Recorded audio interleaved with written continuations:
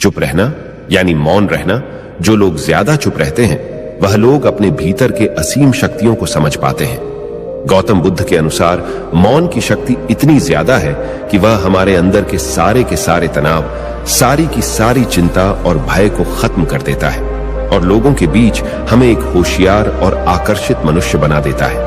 एक बार गौतम बुद्ध अपने आश्रम में अपने सभी शिष्यों को शिक्षा दे रहे थे कि दुनिया की सबसे तेज छुरी हमारी जबान है और दुनिया के सबसे खतरनाक हथियार हमारे शब्द है, जो बिना किसी का खून बहाए लोगों को अंदर ही अंदर मार सकते हैं। हमारे शब्द हमारी ताकत हो सकते हैं उसी के साथ, लेकिन यह हमारी सबसे बड़ी कमजोरी भी हो सकते हैं अगर हमें नहीं पता कि कब, कहां और क्या और कितना बोलना है। यदि हम सही समय पर सही इरादे के साथ सही शब्दों का प्रयोग करते हैं तो यह हमें एक सफल व्यक्ति बनाता है। लेकिन अगर हम सही समय पर सही इरादे से सही शब्दों का इस्तेमाल नहीं करते तो यह हमारे जीवन को नर्क से बदतर बना सकता है। तो दोस्तों, आज की स्टोरी के माध्यम से मैं आपको बताने वाला हूं कि चुप रहकर कैसे हम अपने जीवन को बदल सकते हैं। आपको चुप रहने की शक्ति का एहसास इस वीडियो में होने वाला है। वीडियो शुरू करने से पहले कमेंट बॉक्स में नमो बुद्धाय लिखकर वीडियो को लाइक जरूर करें। तो चलिए शुरू करते हैं। इस कहानी को जापान में एक बहुत ही प्रसिद्ध बौद्ध भिक्षु रहा करते थे। उनका नाम रिसाई था। रिसाई अकेले रहते थे। दुनिया के शोर शराबे से दूर जंगल में वो रहते थे और वह बड़े ही ध्यानी और प्रभु भक्त व्यक्ति थे, इसलिए वह पूरे जापान में बहुत अधिक प्रसिद्ध थे। एक दिन एक राजकुमार रिसाई के पास आया और बोला, हे प्रिय भिक्षु, मैं हमेशा थका हुआ, निराश और परेशान महसूस करता हूँ। मेरा मन बहुत अशांत रहता है। हालांकि मेरे पास सब कुछ है, दौलत, शोहरत, सुख सुविधाएं जो हर व्यक्ति चाहता है या पाने की इच्छा करता है, लेकिन फिर भी मेरे अंदर इतनी अशांति और चिंता क्यों है?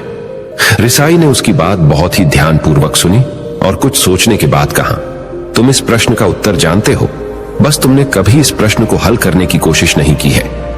रिसाई ने आगे कहा, मैं एक रिसर्च करना चाहता हूं, क्या तुम मेरा साथ उसमें दोगे? इस रिसर्च के बाद तुम्हारे जीवन में किसी भी तरह की अशांति और चिंता नहीं रहेगी। ये बातें सुनकर राजकुमार बहुत हैरान था। उसने रिसाई से कहा, बताइए मुझे क्या करना होगा? अपने मन की शांति के लिए मैं कुछ भी करने को तैयार हूं।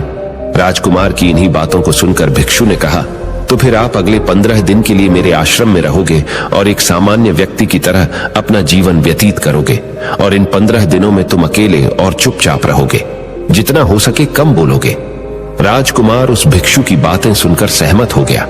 पहले दिन राजकुमार को लगा कि उसका मन सामान्य से अधिक अशांत और विचलित है। उसके मन में तरह तरह के विचार आ रहे हैं थे और वह आम लोगों की तरह जीवन जीने में असहज महसूस कर रहा है। उसे अंदर से बोलने की इच्छा हो रही थी, लेकिन वह चुपचाप रहा। उसके मुंह से एक भी शब्द नहीं निकला, बस वह चुपचाप बैठा रहता।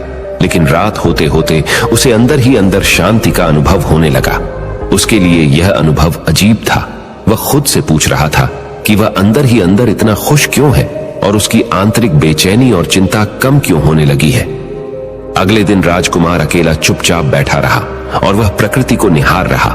वह पौधों को, फूलों को, आकाश में उड़ रहे पक्षियों को, वह अपने जीवन में पहली बार यह अद्भुत दृश्य महसूस कर रहा था कि उसके पास कितनी सुंदरता है। वह दिन भर प्रकृति की सुंदरता को निहारता रहता और उसकी ताजगी को महसूस करता रहता। इसी तरह से 10 दिन बीत गए और उसके मन की सारी बेचैनी, सारी हलचल, सारी उथल पुथल और सारा तनाव गायब हो गया।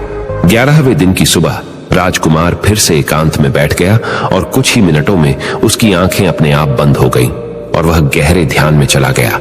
वह पूरे दिन वहीं पर आंखें बंद करके बैठा रहा और गहरे ध्यान में डूबा रहा। ना कोई शब्द, ना कोई चिंता। राजकुमार भीतर से असीम शांति और आनंद से भर गया। राजकुमार अपने बाकी के 4 दिन इसी तरह गहरे ध्यान में व्यतीत करने के बाद 15 दिन बाद रिसाई के सामने प्रस्तुत हुआ और रिसाई को प्रणाम करके बोला, प्रिय भिक्षु, मुझे उत्तर मिल गया कि मेरे मन में इतनी उथल पुथल और चिंता क्यों थी। मैं जान गया कि मेरा मन इतना अशांत और विचलित क्यों था। रिसाई मुस्कुराते हुए पूछा, बताओ क्या उत्तर मिला तुम्हें? राजकुमार ने कहा, मैं आवश्यकता से अधिक बातें करता था। मैं किसी पर भी अपने शब्द और ऊर्जा व्यर्थ करता था। मैं दिन भर अपने लोगों से फालतू की बातें करता रहता और फिर उन्हीं के बारे में अकेले में सोचता रहता और ज्यादातर समय नकारात्मक ही सोचता रहता। इस तरह मैं बस अपना समय बर्बाद कर रहा था। ज्यादा बोलने और नकारात्मक सोचने की वजह से मेरा मन अशांत और बेचैन हो गया था और इसी वजह से मैं किसी भी काम को ठीक से नहीं कर पा रहा था, जिसकी वजह से मैं हर काम में असफल होने लगा। और फिर इन्हीं लगातार मिलने वाली असफलताओं की वजह से ही मैं और भी उदास और चिड़चिड़ा हो गया। इन्हीं सभी चीजों की वजह से मेरा जीवन नष्ट हो रहा था। लेकिन यहां पर बिताए हुए 15 दिन मेरे लिए पूरी तरह से अलग थे। मुझे कुछ अलग ही एहसास यहां पर हो रहा था। अब मुझे ऐसा लग रहा है मैं अपना जीवन पूरी तरह से जी रहा हूं, लेकिन इससे पहले मैं अपना जीवन गलत तरीके से जी रहा था। और मैंने यह भी सीखा कि हमें सिर्फ ध्यान करने की जरूरत नहीं है। ध्यान अपने आप होता है जब हम शांत और मौन होते हैं। ध्यान के पिछले कुछ दिनों के दौरान मैंने जो पहली चीज सीखी वह यह है कि मनुष्य के जीवन की सबसे महत्वपूर्ण चीज स्वयं को जानना ही है। यह सुनकर रिसाई ने कहा, सिर्फ तुम ही नहीं, दुनिया में ज्यादातर लोग जरूरत से ज्यादा बोलते हैं। आज भी लोग ज्यादातर समय केवल एक दूसरे को नीचा दिखाने के लिए ही बोलते हैं। कुछ लोग ना चाहते हुए भी बातें करते हैं और अपना जीवन बर्बाद कर लेते हैं। रिसाई ने राजकुमार को चुप रहने का महत्व समझाते हुए कहा। एक बार गौतम बुद्ध से उनके शिष्यों ने पूछा, प्रिय बुद्ध, आप ज्यादातर समय चुप क्यों रहते हैं?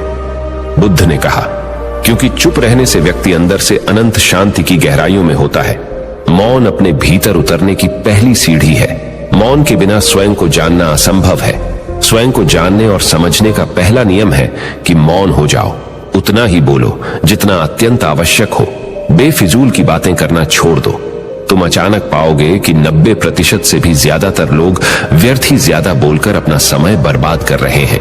ना बोलने का कोई भी नुकसान नहीं है, लेकिन यदि आप ज्यादा बोलते हैं तो आप अत्यधिक गलती कर देते हैं। अगर व्यक्ति कम बोलना शुरू कर दे तो दुनिया की 90% मुसीबतें कम हो जाएगी, झगड़े फसाद कम हो जाएंगे, उपद्रव कम हो जाएंगे। अगर लोग थोड़ा चुप रहना सीख लिए, संसार की बहुत सारी समस्याएं हैं, बहुत सारा उपद्रव सिर्फ बोलने से पैदा होते हैं। सारी बात मौन सीखने की है। जब तुम नहीं बोलते तब तुम एकांत में अकेले हो गए। भरे बाजार में भीड़ में खड़े हो नहीं बोलते। हिमालय के शिखर में पहुंच गए। जिसने मौन की कला जान ली वो भीड़ में भी अकेले होने की कला जान लेता है। एकांत में तो आदमी स्वर्ग में है।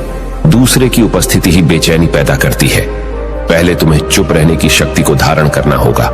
इससे तुम अधिकतर ऊर्जा को बचा लोगे और फिर इस स्थिति में पहुंच जाओगे कि तुम कम बोलने लगोगे। अगर तुम किसी के यहां पर जा रहे हो और परेशान हो जाओ तो ऐसे में उचित है कि आंखें बंद कर लो और अपने में खो जाओ। वहां से आपको ताजगी महसूस होगी, क्योंकि तुम्हारे अंदर ही जीवन का वो स्रोत छिपा हुआ है। वह किसी दूसरे में नहीं है। इसके बाद राजकुमार उस रिसाई से पूछते हैं, आखिर कौन हमें अपने अंदर तक लेकर जाएगा? ये बातें सुनकर रिसाई बुद्ध कहते हैं, तुम्हें स्वयं ही अपने अंदर उतरना होगा और वहीं से परम राज्य जीवन का आनंद ले पाओगे। आनंद का यहीं से जन्म हुआ है। यहीं से तुम मौत में डूब जाओगे। यही तुम्हारा सूरज उदय होगा और यहीं से अस्त होगा। इसी प्रकार तुम बार बार इबकी लगाओ। जब भी तुम इबकी लगाकर लौटोगे वहां से तुम पाओगे फिर ताजगी भरी जीवन की नई संपदा मिलेगी। इस नई शक्ति के जन्म होने से तुम्हारी थकान गई, उदासी गई, चिंता गई। जैसे कोई स्नान करके लौटता है तो शरीर शीतल हो जाता है, शांत हो जाता है। ऐसे ही जब कोई भीतर से साफ होकर वापस आता है, मौन में स्नान करके लौटता है, तो समस्त अस्तित्व, समस्त व्यक्तित्व शांत और मौन हो जाता है, आनंदित हो जाता है। जब तुम आंतरिक मौन की उस पराकाष्ठा पर पहुंच जाओगे तब तुम पाओगे कि बोलने से भी तुम्हारा मौन खंडित नहीं होता, वो बना ही रहता है।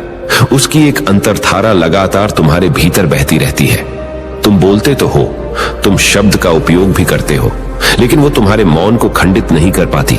एक बार गहरे मौन में स्थिर हो जाओ, फिर तुम्हारी वाणी में भी मिठास आ जाएगी। तुम्हारा बोलना संगीत पूर्ण होगा, तुम्हारा बोलना सत्य होगा। तुम बोलोगे तो दूसरों पर भी शीतलता छा जाएगी।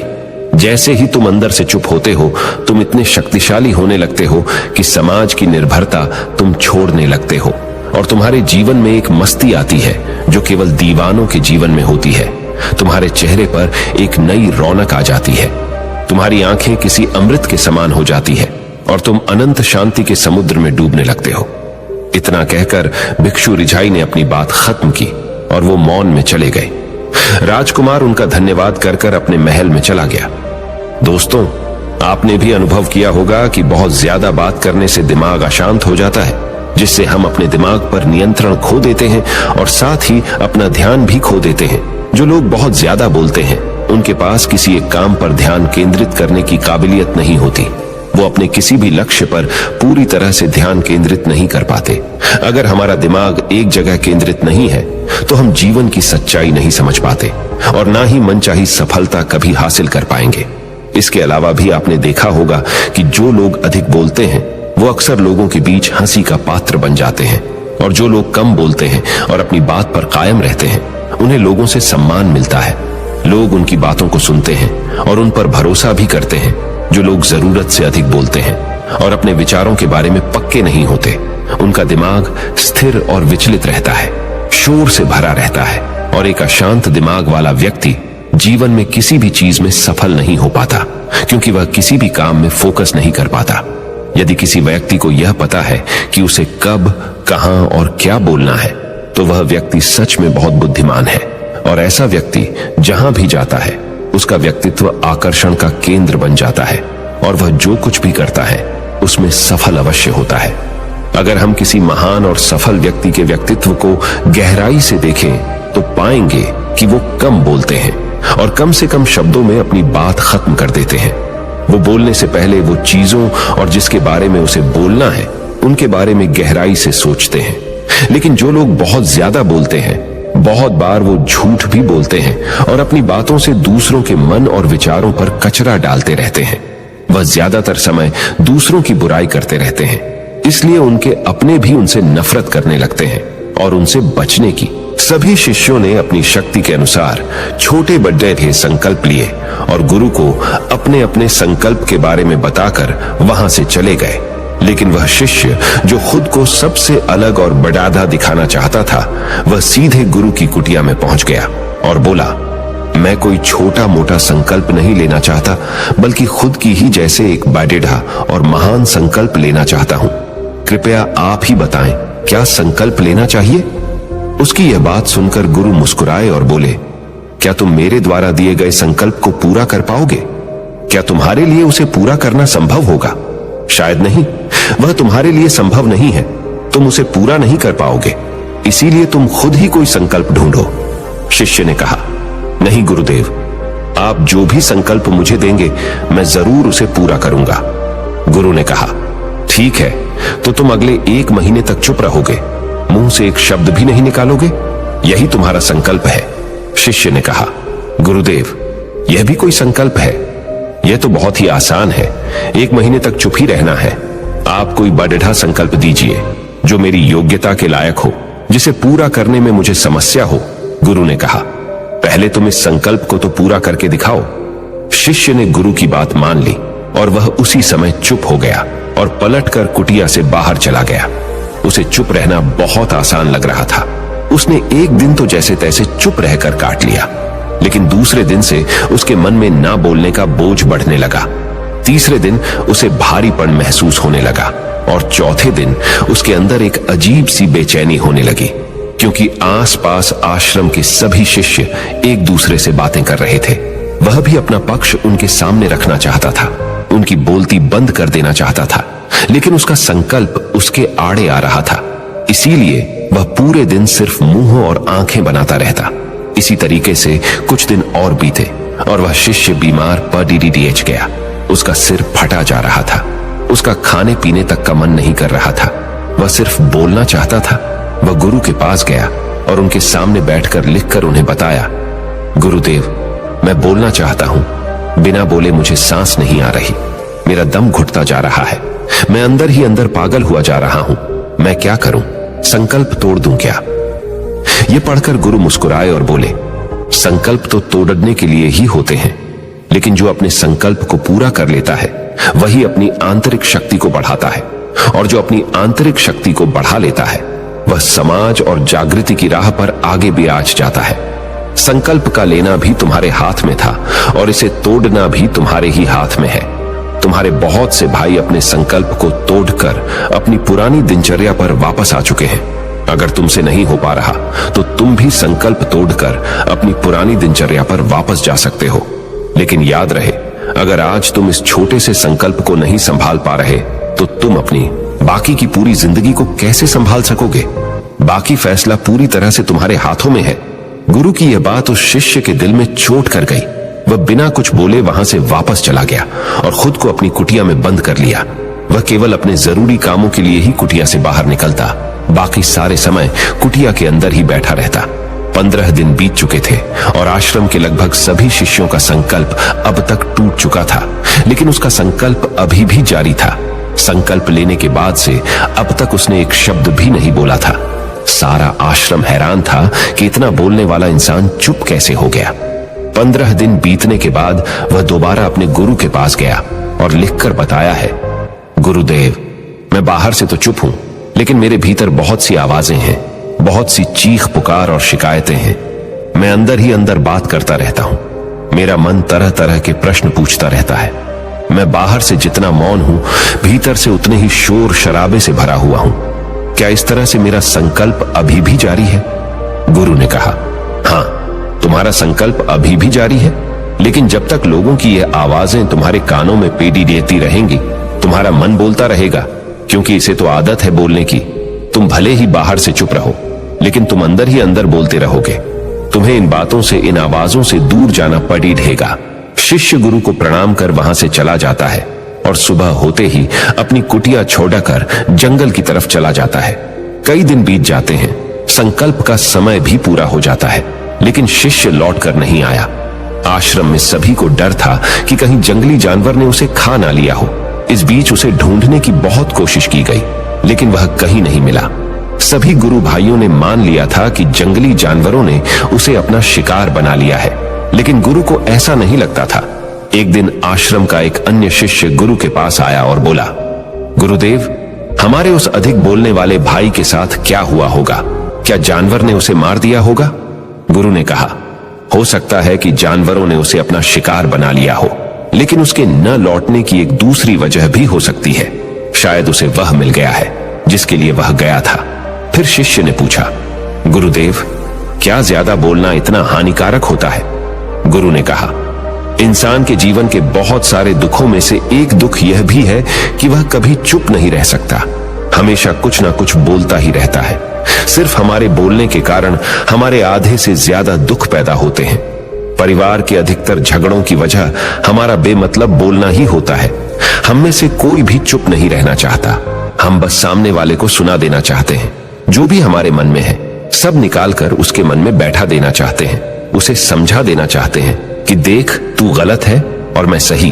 और इस तरीके से सब एक दूसरे की सडड ही गली बातों को ग्रहण कर रहे हैं। इस तरीके से सुनने और सुनाने का यह काम जिंदगी भर चलता रहता है। लेकिन इस नासमझी में हम अपना समय, अपना जीवन, अपनी समझ और सबसे महत्वपूर्ण व कीमती पल जो जिए जा सकते हैं, जिनको अनुभव किया जा सकता है, जिनमें आनंद को प्राप्त किया जा सकता है, यह सब खो देते हैं। लेकिन इसके बदले हमें मिलता क्या है? कुछ नहीं, सब व्यर्थ और बर्बाद हो जाता है। इस पागलपन में हमने क्या खो दिया? इसका एहसास केवल कुछ ही लोगों को हो पाता है। बाकी लोग जैसे उन्हें अपने आने का पता नहीं, वैसे ही उन्हें अपने जाने का भी पता नहीं चल पाता। शिष्य ने कहा, तो फिर इसका समाधान क्या है? गुरु ने कहा, पूरी जागरूकता के साथ अपने विचारों को देखना यही एकमात्र तरीका है। सारी मानसिक समस्याओं का वर्तमान में रहकर चिंतन करना, पूरी जागरूकता के साथ अपना काम करना जिंदगी में चमत्कारिक बदलाव ला देता है। उसके बाद वह शिष्य गुरु से अपने प्रश्नों का उत्तर पाकर उनको प्रणाम करके वहां से चला गया। उस शिष्य को आश्रम छोड़ कर गए हुए 3 महीने का समय बीत चुका था, लेकिन उसकी कोई खबर न थी। अब तक तो सभी गुरु भाइयों ने भी उसके वापस लौटने की उम्मीद छोड़ दी थी। लेकिन एक दिन वह आश्रम लौट आता है। उसे देखकर सभी के आश्चर्य और खुशी का ठिकाना न रहा। लेकिन अब वह नहीं था जो यहां से गया था, वह कुछ और ही बनकर वापस आया था। उसके अंदर एक गजब का बदलाव महसूस किया जा सकता था। उसके चेहरे पर एक गजब का ठहराव और आंखों में बनी शांति थी। आश्रम में आते ही सभी गुरु भाइयों ने उसे चारों तरफ से घेर लिया और बातें करने लग गए। वह भी अपने गुरु भाइयों से बातें करने लगा।